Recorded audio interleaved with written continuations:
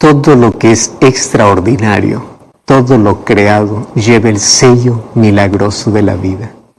Así decía una crónica titulada, porque allí contaba la historia de un doctor que participó en 10,000 milagros. Tú puedes decir, ¿cómo es posible ver 10,000 milagros? Y obviamente que se refería a un médico obstetra que luego de 42 años de poder practicar su profesión, él seguía sintiendo ese asombro, porque hay algunos que con el tiempo lo pierden, ¿no? Ese asombro cada vez que él podía ver el nacimiento de un bebé. Cada vez que había un recién nacido, el médico decía, estoy viendo un nuevo milagro. Qué linda, ¿verdad? Por eso es que él decía, yo contemplo con alegría y con respeto el misterio de la vida. ¿Sabes que la vida en sí ya es un hecho sobrenatural?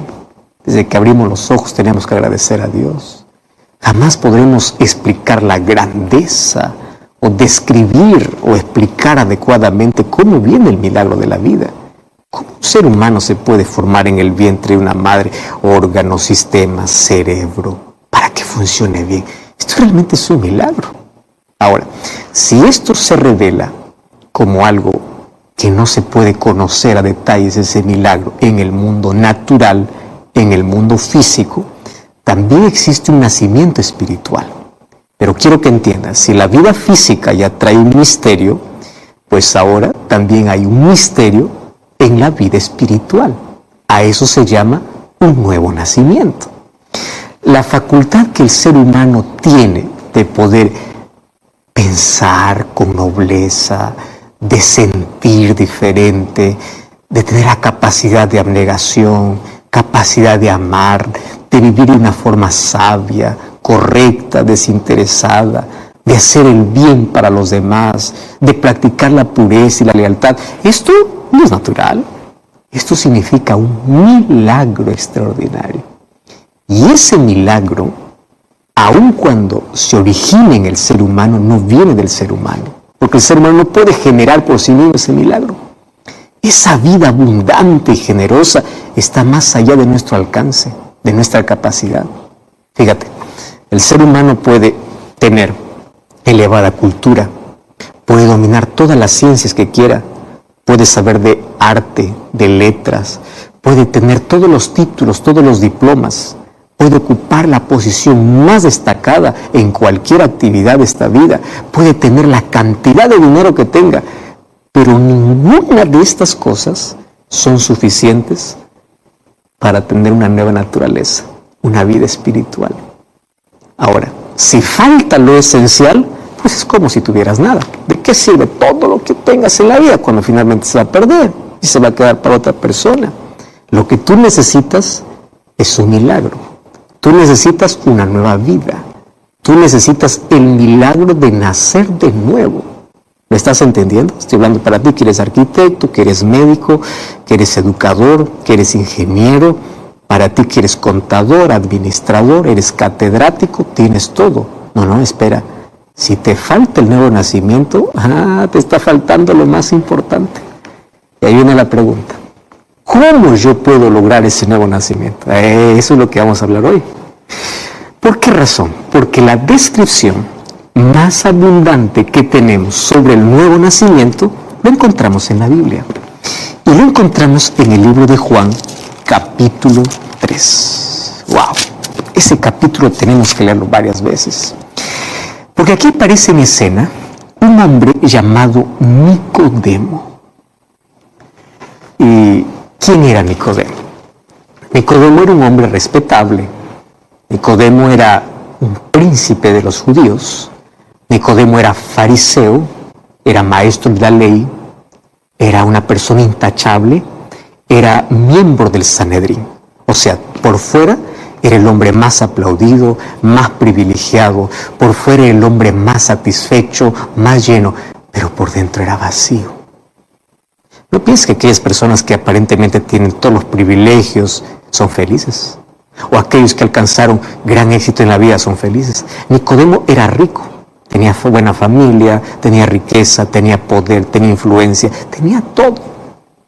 Este hombre un día fue alcanzado por las enseñanzas de Jesús. Y las enseñanzas de Jesús le causaron mucha intriga. Pero claro, él también se quedó maravillado al ver los milagros de Jesús. Pero había un problema. Él todavía no lo había aceptado como aquel enviado del cielo. Él pensaba que era uno más, un maestro más. Por otro lado decía, ¿y cómo puede hacer estos milagros? Tiene que venir de parte de Dios. Solo que se encontraba con otro problema. Le daba miedo, vergüenza, confesar públicamente su amor por Cristo. Así que un día, él se ocultó en las sombras de la noche y fue a una entrevista con Jesús. Y obviamente después que Nicodemo lo saludó, Jesús fue al punto y le dice, mira Nicodemo, mira lo que dice el texto, Juan capítulo 3, versículo 3. De cierto te digo, el que no naciere de nuevo no puede ver el reino de Dios. ¡Wow! Y mis títulos, mi riqueza, mi influencia, y mi hoja de vida que es intachable, no sirve. No sirve ni tu influencia, ni tus títulos, ni tu conocimiento de teología. Nada de eso. Cualquier recurso humano siempre será insuficiente, Nicodemo. Quiero que entiendas que para entrar en el reino de Dios necesitas nacer de nuevo. ¿Qué significa eso? Buena pregunta, ¿no? ¿Qué es eso, Señor? Bueno, el primer nacimiento es el nacimiento físico. O sea, el nacimiento físico es el portal de entrada al privilegio que tenemos de vivir, el cual todos los que existimos hemos participado de ese nacimiento. Sin embargo, mira, querramos o no, nacimos pues para un mundo de tristeza, para un mundo de pecado. Bien lo describió Job. A mí me encanta cuando Job escribe en su libro, obviamente, o Job, el libro que lleva su nombre, Job capítulo 14, versículo 1 y versículo 2 dice así: el hombre nacido de mujer, o sea, aquel que nació, corto de días, hastiado de sinsabores, sale como una flor y es cortado, huye como la sombra, no permanece. Qué triste, ¿verdad? Vida corta, y la corta vida llena de sinsabores. Claro que tiene sus satisfacciones, pero los sinsabores son más. ¿Estás de acuerdo o no? Este texto es real. Un día, David, abrumado por sus faltas, en Salmo 51:5, decía: he aquí yo en maldad he sido formado, en pecado me concibió mi madre. O sea, ese primer nacimiento representa aquel nacimiento que es marcado por la mancha del pecado. Y el pecado trae terribles consecuencias de dolor y de muerte. Para eso nacimos. Sin embargo, Jesús enseñó que debemos nacer otra vez. ¿Lo estás entendiendo? O sea, ese nuevo nacimiento es diferente del primer nacimiento. El primer nacimiento ocurre sin nuestra decisión. Nadie decide nacer, ¿verdad? Pero el segundo nacimiento sí es una elección. Si tú entiendes esto, genial. Segundo nacimiento, nadie te obliga, es una elección. Volvamos a esa entrevista de Jesús con Nicodemo.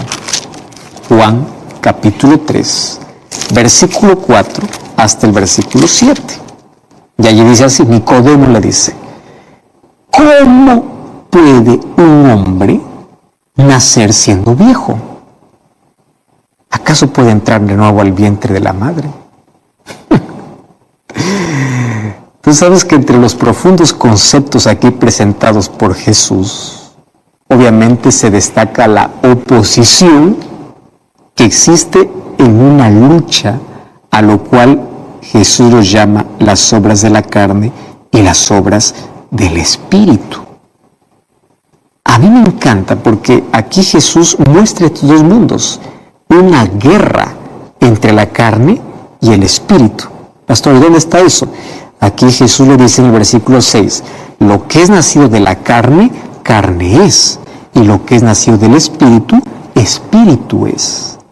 Una lucha, una oposición entre dos cosas diferentes. Lo que es nacido de la carne, carne es. Lo que nació del espíritu, espíritu es. Entonces tú quieres nacer del espíritu, tienes que nacer de agua y del espíritu. Eso dice en el versículo 5. ¡Wow! Ahora, presta atención aquí. Aquí está hablando de asuntos espirituales y de cosas que se oponen entre sí de manera absoluta. Entonces, la carne, ¿qué cosa hace? Te conduce a la muerte. Y el espíritu, o el nacimiento espiritual, te conduce a la vida eterna. Entonces, aquí tenemos dos opciones. Si nacimos solamente una vez, nuestro destino es la muerte. Si volvemos a nacer, tenemos esperanza de vida eterna. Pastor, yo no estoy entendiendo. ¿Qué es eso de la carne? Déjame explicarte. Cuando habla lo que es nacido de la carne, carne es, está hablando de nuestra naturaleza pecaminosa. La naturaleza con la cual todos venimos a este mundo, todos nacimos. Esa naturaleza, pues, la que tú heredas, la que heredamos de nuestros padres, aquellas inclinaciones pecaminosas, aquellos gustos degradados, aquellas cosas que no nos hacen bien, pero lo practicamos. ¿Estás entendiendo de verdad? Aquellas cosas que heredamos. ¿Y qué cosa es espíritu? Ahí cambia. Porque cuando dice espíritu, está hablando de una naturaleza renovada, de una naturaleza regenerada. Y eso es el resultado de la obra del Espíritu Santo en la vida del creyente. Por eso es que Cristo mismo enseñó esta profunda verdad. Y Él dice, para poder entrar en el reino de los cielos, hay que nacer de nuevo. O sea, nacer de nuevo no es opcional. No. Nacer de nuevo es indispensable. Es necesario que nazcas de nuevo. Eso dijo Jesús. Ahora, existen en el mundo varias religiones, obviamente, y todas las religiones prometen una vida futura.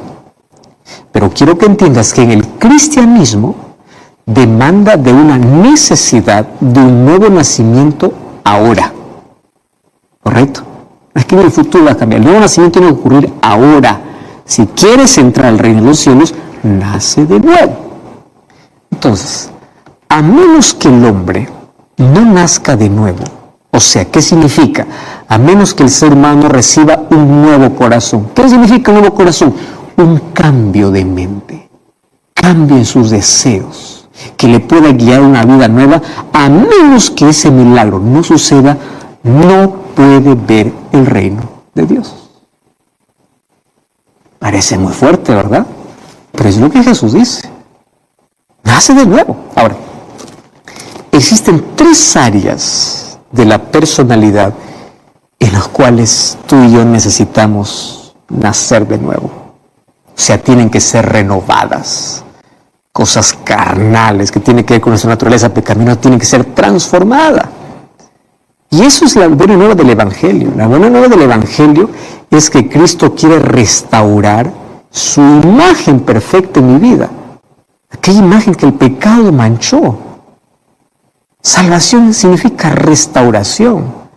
Mi naturaleza de pecado es transformada. Ahora, ¿qué necesita ser transformada? Número uno, necesita ser transformada la mente. ¿Entiendes? Tu mente. Porque en tu mente está la mayor fábrica de pecado. Antes que se convierta en acción, ¿dónde se originó? En tu mente.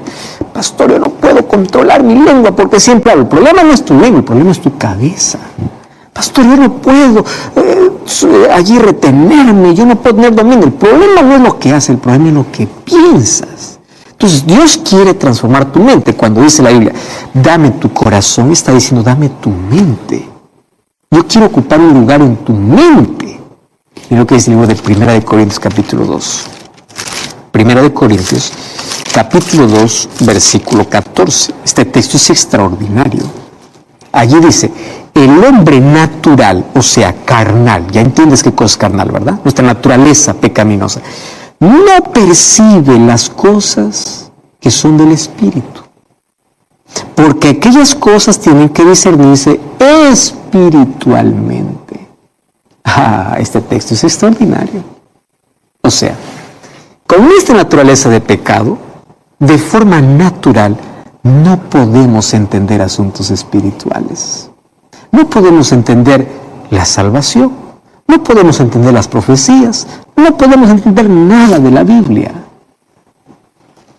¿Lo comprendes? Entonces, ¿qué cosa es lo que Dios quiere renovar? Dios quiere renovar la mente para poder tener una comprensión más amplia de su voluntad. Cuando cambia tu mente, tú te vas a dar cuenta, las promesas de Dios son gloriosas. Lo que este mundo me ofrece, eso no es nada. Pero antes que existe ese cambio, no, dices, aquí tengo todo. Mente. Número 2. Necesita ser transformado nuestros afectos. ¿Sí? Porque todos están contaminados. Tú sabes que de forma natural los sentimientos son egoístas. Por eso es que tú no debes dejarte guiar por lo que sientes. Aquel que dice, es que yo siento. Los sentimientos no son confiables. La Biblia dice, engañoso es el corazón más que todas las cosas y perverso. Cuando dice corazón, aquí está hablando de sentimientos. ¿Quién lo conocerá? Es que aquí yo me siento bien, aun cuando estés mal. Hay gente que se siente bien haciendo el mal. Tú no debes dejarte llevar por sentimientos, porque nuestro sentimiento, nuestro afecto, tiene que ser transformado.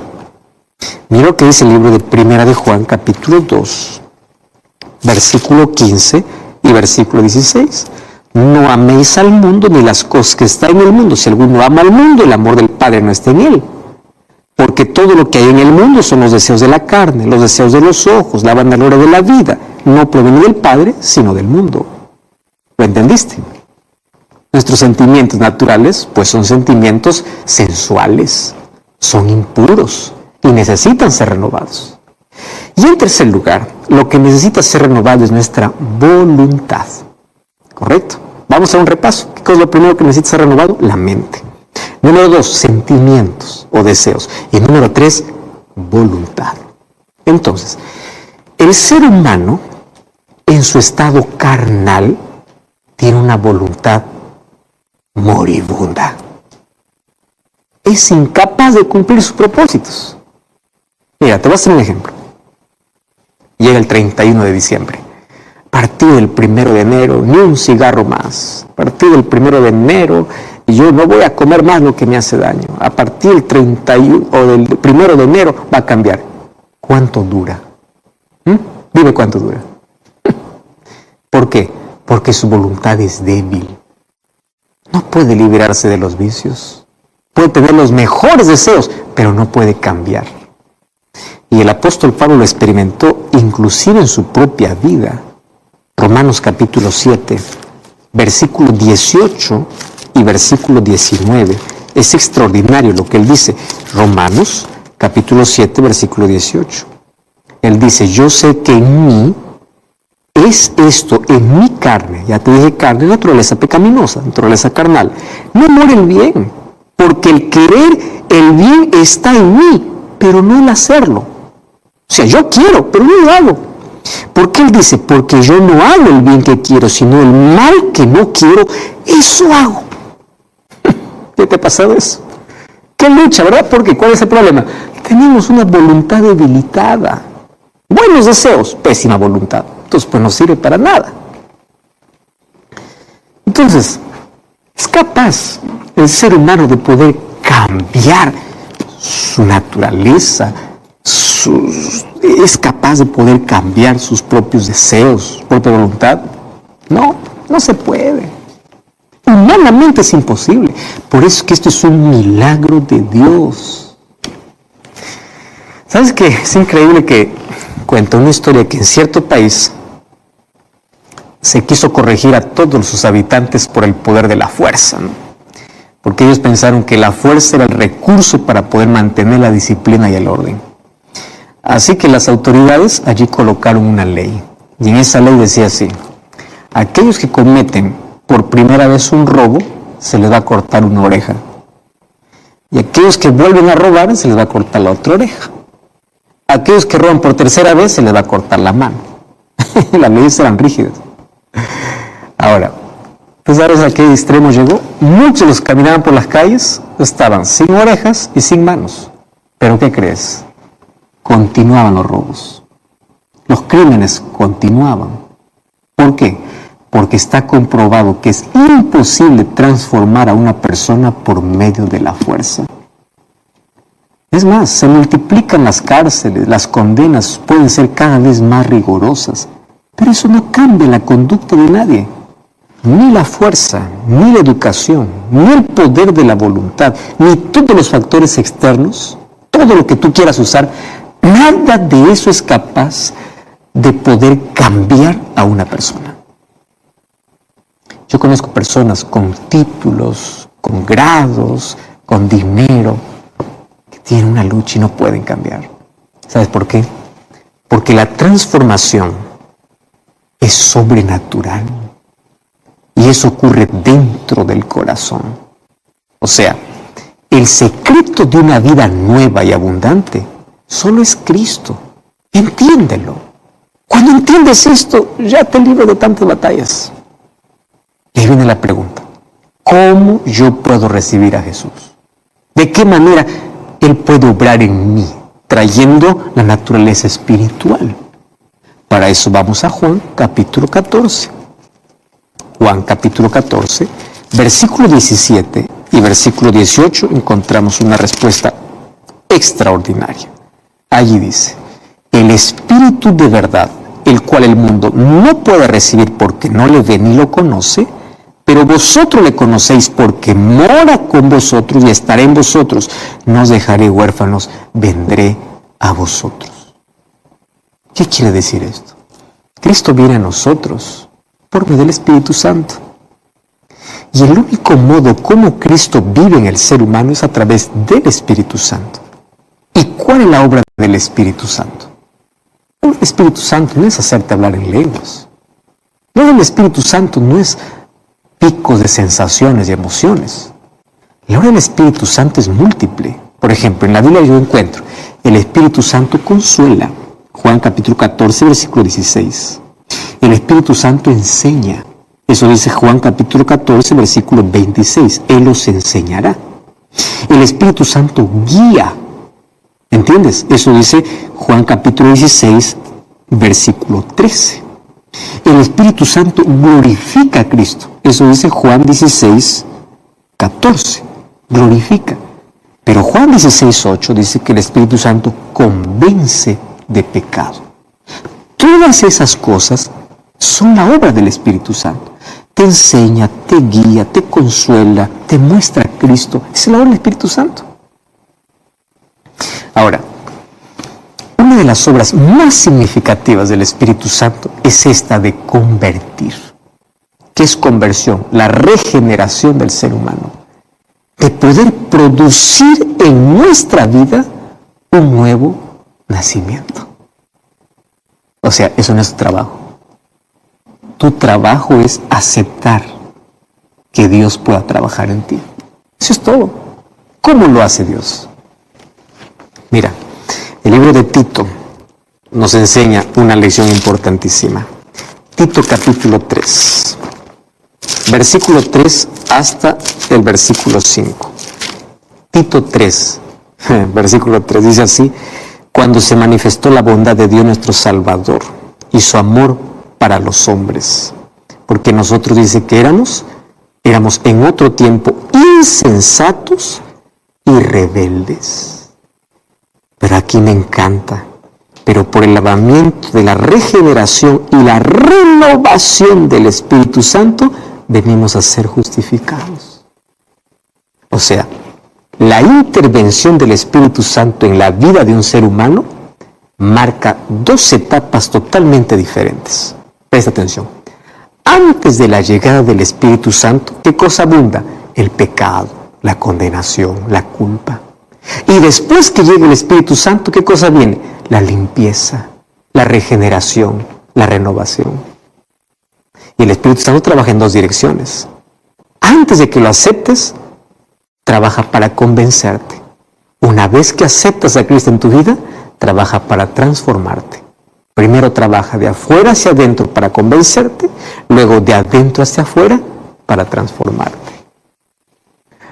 Por eso es que Juan capítulo 3, volviendo al diálogo de Jesús con Nicodemo, versículo 5 y versículo 8, ¿qué cosa dice? Respondió Jesús y le dice, de cierto te digo, que el que no naciere de agua y de espíritu no puede ver el reino de Dios. Y Jesús coloca una ilustración. Ahí dice versículo 8, el viento sopla de donde quiere, oye su sonido, mas ni sabes ni de dónde viene ni a dónde va.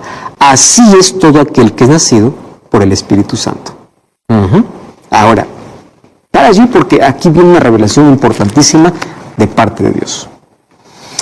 La obra de limpieza y de renovación que realiza el Espíritu Santo es invisible y es misteriosa. Tanto así que Jesús lo compara con el viento. Y el viento tú no lo puedes ver, ¿verdad? Es imposible poder anticipar por dónde va el viento, porque su giro puede ser caprichoso. No es fácil de decir, el viento va para acá, porque puede ir en otra dirección. Tú no puedes saber, tú no puedes ver el viento, pero sí puedes ver los efectos. Los efectos son visibles. ¿Cómo sabes el viento? Porque cuando pasa, obviamente, ¿qué cosa hace? Cuando el viento es fuerte, tú ves que los árboles fuertes son desgajados. Tú ves casas que pueden caer. Tú puedes ver caminos que pueden ser limpios de todo hojarasca. El viento se los llevó. El cielo puede cambiar de forma y de color. Y cuando el viento del Espíritu de Dios, porque el Espíritu Santo es representado por el viento, no es que sea viento, es un símbolo del Espíritu Santo. Cuando eso entra en nuestra vida, funciona como el viento, o hace como el viento. ¿Qué cosa hace? Derrumba los prejuicios, limpia nuestra vida de vicios y de faltas, así como el viento limpia el camino, lo limpia, nos da una nueva visión, miramos un nuevo horizonte. Eso es lo que hace el Espíritu Santo. Entonces, nacer de nuevo, ¿qué cosa es? Aprender a odiar lo malo, aquello que tú antes amabas. Nacer de nuevo es aprender a amar aquello que es noble, aquello que antes despreciabas. Simple, ¿verdad? Eso no es nacer de nuevo. Ahora, eso ocurre solamente cuando el Espíritu de Dios entre en el corazón para transformar la vida. Él hace que los pensamientos pecaminosos sean puestos a un lado, que las malas acciones puedan ser abandonadas. Es el Espíritu quien produce su fruto en nosotros: amor, gozo, paz, humildad, que reemplaza a la ira, a la envidia, a las contenciones que es la naturaleza carnal. La alegría reemplaza la tristeza. El rostro del ser humano refleja la luz celestial. Es así lo que hace el Espíritu Santo. ¿Y cómo el Espíritu Santo nos hace nacer así? El libro de Hebreos capítulo 4, versículo 12, dice así: pero la palabra de Dios es viva y eficaz, más cortante que toda espada de dos filos, que penetra hasta partir el alma, discierne los pensamientos y las intenciones del corazón. El apóstol Pablo aquí también luego nos insta a tomar la espada del Espíritu, que es la palabra de Dios. Fíjate, la palabra de Dios es un arma viviente pero poderosa. Entonces, ¿qué hace el Espíritu Santo? El Espíritu Santo te conduce a la palabra. Usa la palabra para que tú puedas recibir un nuevo corazón. Porque cuando la palabra de Dios está en tu mente, está en tu vida, tú vas siendo renovado. Eso es lo que el apóstol Pedro explica en su primera carta, primera de Pedro, capítulo 1, versículo 23. Allí dice: siendo renacidos, no de simiente corruptible, sino de incorruptible, por la palabra de Dios, que vive y permanece para siempre. Amén. ¿Cómo me encanta ese texto? La Biblia tiene poder, tiene vida. ¿Por qué? Porque este no es un libro común, fue inspirada por el Espíritu Santo. Y precisamente Dios usa su palabra para justificar y santificar a la persona, o para santificar a la persona. Santifícalos en tu verdad, tu palabra es la verdad. Gracias a la palabra de Dios el ser humano nace de nuevo, porque la palabra le orienta, es una luz, le muestra en qué oscuridad vive y empieza una nueva vida en esta tierra, que solo es el comienzo obviamente de una vida eterna y perfecta, que solo alcanzaremos en el cielo. Entonces nacimos por el Espíritu por medio de la palabra, mas también nacimos por la fe.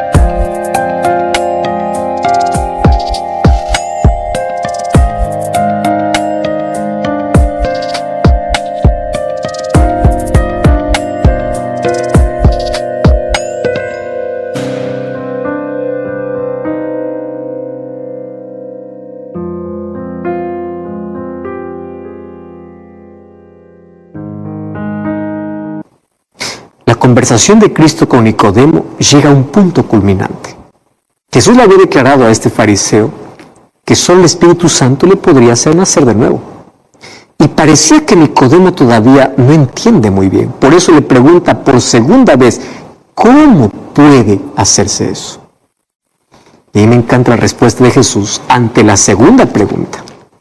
Juan capítulo 3, versículo 14 hasta el versículo 16, Jesús le dice, como Moisés levantó la serpiente en el desierto, así es necesario que el Hijo del Hombre sea levantado, para que todo aquel que en él cree no se pierda, mas tenga vida eterna. Y ahí está el texto que conocemos, porque de tal manera amó Dios al mundo, que ha dado a su Hijo unigénito, para que todo aquel que en él cree no se pierda, mas tenga vida eterna. Jesús lo dijo en el contexto del nuevo nacimiento a Nicodemo. Y Nicodemo conocía muy bien la historia que Jesús había planteado.